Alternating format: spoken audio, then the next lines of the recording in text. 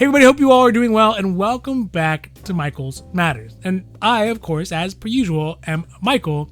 And today, as we get a fuller idea about the economy, we are starting to see a much clearer picture about who is actually benefiting most, who are getting the biggest benefits from the COLA or the cost of living adjustment, the largest one in the last 40 years. That is boosting the incomes of folks on Social Security benefits. So things like Social Security Retirement, Social Security Disability, SSDI, SSI, Supplemental Security income, as well as VA and Railroad Retirement Benefits. Because even though the rising tide of 8.7% increase in the COLA for 2023 is going to lift all the boats, it doesn't mean that it's going to lift them all equally.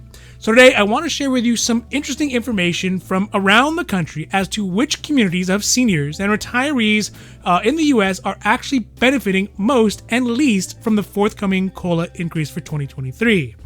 Additionally, on the political side, on the election side, I guess we should say, Social Security is coming out as one of the top issues this year in the midterm elections, pitting the president, Republicans, and Democrats all against each other, as each of them is presenting their own vision of how the Social Security program should work moving forward, which really, truly could have dire consequences for those seniors and retirees who rely on the program.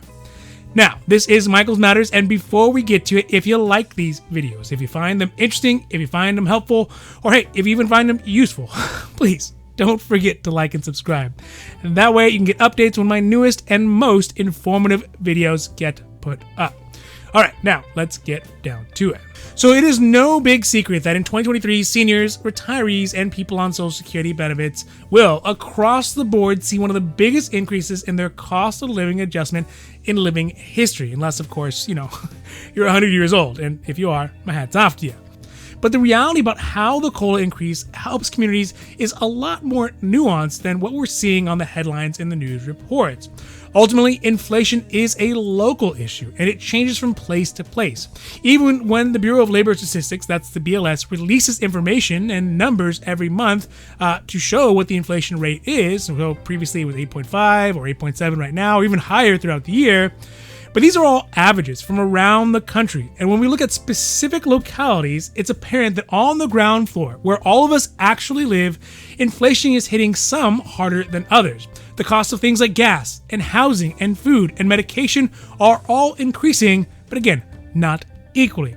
So this also means that even though everybody is getting an 8.7% COLA, depending on where you live, it could still be losing actual purchasing power when you go to the store. Or on the inverse, you might even be able to gain a little bit of financial muscle because inflation is low where you're at. So let's talk about where across the country seniors, retirees, and Social Security beneficiaries are going to get the most out of this 2023 8.7% COLA increase that's going to happen in January.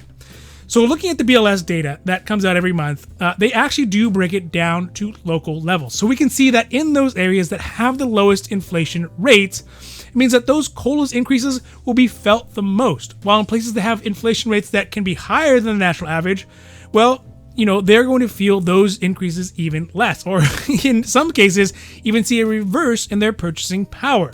Now, the first city I want to look at is New York, and this is the city, it's not the rural areas. Now, the reason is according to the BLS statistics, New York, up until September 2022, saw an inflation increase of around 6.2%. This is pretty much the lowest one that I've seen so far when I was looking at all the cities and states areas. And ultimately, what it means is that with an 8.7% increase in the COLA, that many New Yorkers in the city, they will have a gain in their purchasing power by 2.5%. Or when we look at that in dollars, with the average Social Security check for 2022 being $1,547.87, it means that they will actually get an additional $38.70 a month added to their budgets, at least in purchasing power. Now, this goes for the same for states like Virginia, who only had an inflation increase of 6.5%, which would give them an extra $34.05. Or even, hey, Honolulu in Hawaii, which saw a 6.6% increase, and Hawaiians would gain $32.5 in purchasing power.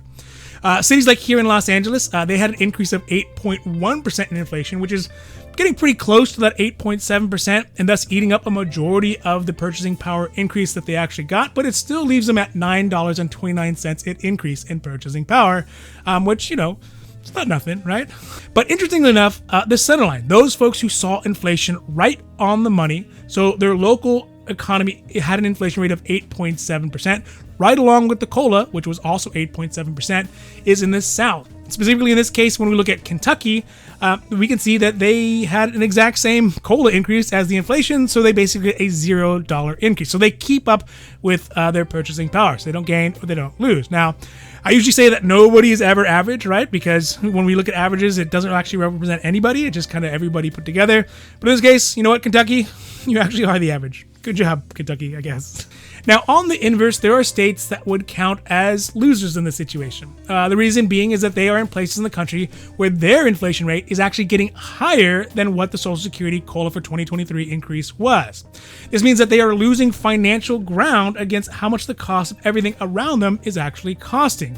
So if we go back to the egg metaphor, it means they're going to be paying more for a dozen of eggs, but actually in the end end up getting less eggs overall. So those folks who are most affected by this is going to be those seniors and retirees and folks on Social Security who are living in Phoenix, Arizona. Their rate of inflation there was a whopping 13% increase. So that means that even with the 8.7% increase in the COLA, they're still going to be short by 4.3%. That means ultimately they are getting $66.56 less of purchasing power, even though they are still getting more money. Basically, it's just because the cost of everything else went up so much that what they can actually purchase has gone down. Now, one important thing to think about in Phoenix specifically is that Phoenix has a higher proportions of seniors and retirees and people on Social Security than other places like New York, for example. So not only is it a big loser in this case of, the COLA is going up less than the cost of inflation, but it also has a higher proportion of seniors in it, and so it's kind of a bit of a double whammy. This also goes for places like Miami and Dallas and Houston and Texas, who all saw big increases in their inflation, which will eat away at any gains that they might have gotten from the COLA for 2023. So, for example, in Miami, they had a 10.7% inflation increase, which leaves Miamians, the people in Miami with a loss of $30.96 of purchasing power. Then Houston and Dallas, they both had a 9.2 and a 9.5% increase in their local inflation rate. So that means these two big cities in Texas, their beneficiaries, they lost $12.38 in Houston and $7.74 in Dallas in purchasing power, even after the COLA goes through in January. Now that we are so close to midterm elections, it's starting to look like Social Security is becoming a big issue in a way that we didn't see in the last couple of elections. It's an issue with Republicans, it's an issue with Democrats, the president, and basically everybody in between who are all weighing in like it's some sort of benefits tag team Royal Rumble, WWF style. The crux of the situation is that the state of both Social Security program as well as the Medicare, and they kind of go together, are in danger of not being able to fulfill their financial obligations to the millions of older Americans who rely on them in a very short time. Now, I'm not going to go into the reasons why, because it's basically a laundry list of failed policies, miscalculations, and political short-sightedness. But to say the least, it's a very expensive program, and it will only get more so as the baby boomer generation starts to move out of that workforce and into their golden years. Now, in places like New Hampshire, Democratic House candidate like Chris Pappas, the Democrat, and Carolyn Leavitt on the Republican side both put forth their ideas about how to reform Social Security. Really, interestingly enough, this is a microcosm for the fundamental differences of ideas of how the government and Social Security program should work from the Democrats and Republicans. Pappas is saying that he would want to shore up Social Security by taxing wealthy Americans, millionaires, for example, more to pay for the difference. Whereas Leavitt is advocating for things like a privatization of Social Security that would shift more of the responsibility onto Americans for making financial decisions earlier in their life that could result in a golden retirement or could also fall short and leave them without resources they need to make ends meet. But ultimately, this could also save the cost for the government and make the program, we'll say quote-unquote, more fiscally sustainable moving forward. Now, the fight is also playing out on the highest levels of government. Republicans, who are attempting to block the upcoming debt ceiling vote, at least until President Biden addresses the long-term changes to the program that would ultimately cut down benefits to seniors and older Americans. But Biden is holding strong. He's saying, look, I will not yield, quote unquote, I will not yield to Republicans if they win both the House and the Senate in the midterms, which is, definitely possible. So needless to say, this is an issue that isn't probably going to get resolved, and it definitely won't get resolved in public because it's such a third rail. But for the time being, it's just more of a Tom and Jerry style spectacle than a realistic political and policy-driven debate. So it'll be interesting to see if there are any substantial changes that come out of this. So we can see that where you live really has a strong bearing on how much or how little of a COLA for 2023 will actually help those seniors and retirees and Social Security beneficiaries who are on programs like Social Security Disability SSDI, Social Security Retirement, Supplemental Security Income SSI, as well as the VA and Railroad Retirement Benefits. But one thing I am left wondering about this, though, is that if you notice, in those cities that saw some of the biggest increases in inflation, they were also those cities that had huge influxes of people moving into them from places like New York and here in California. So I wonder if those huge increases are attributed to things like housing costs that we know skyrocketed when all those people showed up, and have they created a larger inflation bubble that is causing the cost of those things to go up and overall to decay the benefits of the COLA. Now, on the political side, the reality is that there are reforms that are going to need to be done that ultimately incorporate a little of both sides from the aisle of what they want.